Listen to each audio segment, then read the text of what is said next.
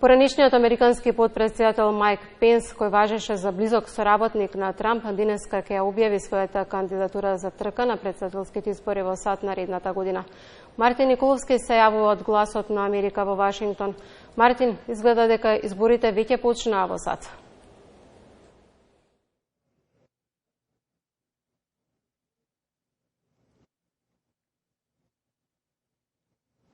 Сунчица, добро вечер од Вашингтон. Така изгледа, полето за трка на републиканска страна се згуснува.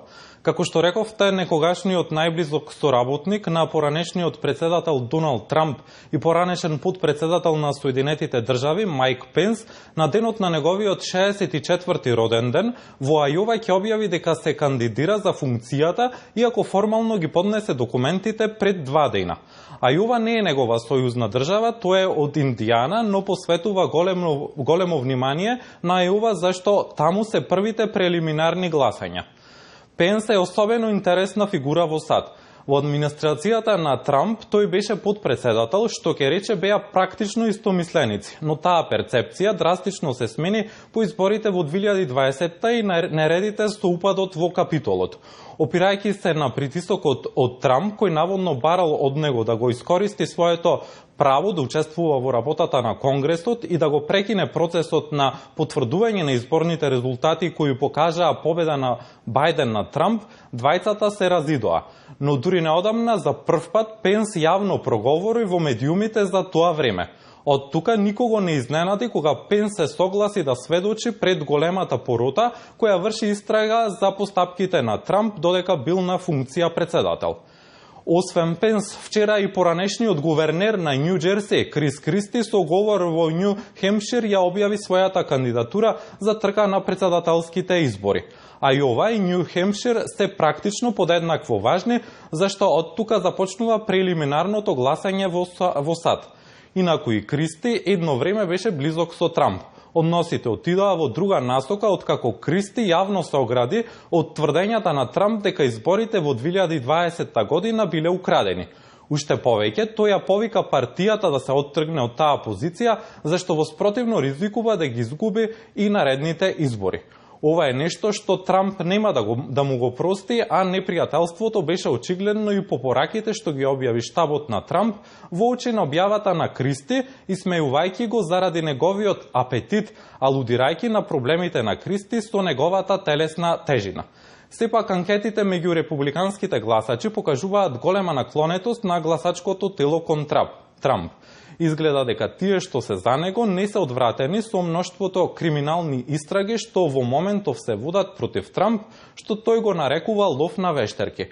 Сунчица засега кај републиканците има 9 кандидатури, а тука се покрај Трамп, Пенс и Криспи и гувернерот на Флорида Рон Десантис, поранешниот гувернер на Арканзас Аса Хачинсон, сенаторот од Јужна Каролина Тим Скот, поранешната амбасадорка на САД во Обединетите нации Ники Хейли, предприемачот Вивек Рамасави и конзервативниот радиоводител Лери Елдер. Ако некои од имињата не ви се познати, можам да ви кажам дека за некои од оваа листа ние американците немаат слушнато.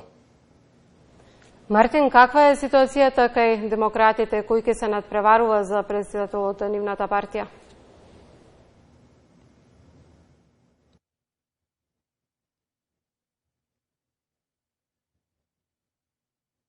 Сунчица, кај демократите работата е многу почиста. Ако изборите бидат денеска, Бајден е фаворит, но до изборите има уште многу време. Засега се вртат 3 имиња кои би го предизвикале со многу слаби шанси да ја добијат поддршката на партијата. Големо прашање сега е возраста на Бајден и од тоа не може да се бега дури на пресконференција во Белата куќа, кога новинарка праша отворено дали Бајден може да преживее уште еден мандат. Доколку добие втор мандат, Бајден би имал 82 години. Плюс 4 години, тоа би биле 86 години. Загриженоста е оправдана, но Бајден, кога ја објави својата кандидатура во април, уверуваше дека треба да му се даде шанса да ја заврши работата што ја започнал. САД се демократија и конкуренција може да има, но не може да се занемари традицијата во САД, која упатува дека партијата на актуелниот председател ретко или никогаш не ризикува да го дели своето гласачко тело, промовирајќи друг кандидат. Во овој момент битката е меѓу две на американците познати имиња Трамп и Бајден. Сунцица? Благодарам, Мартин. Мартин Николовски од Гласот на Америка за јавниот сервис.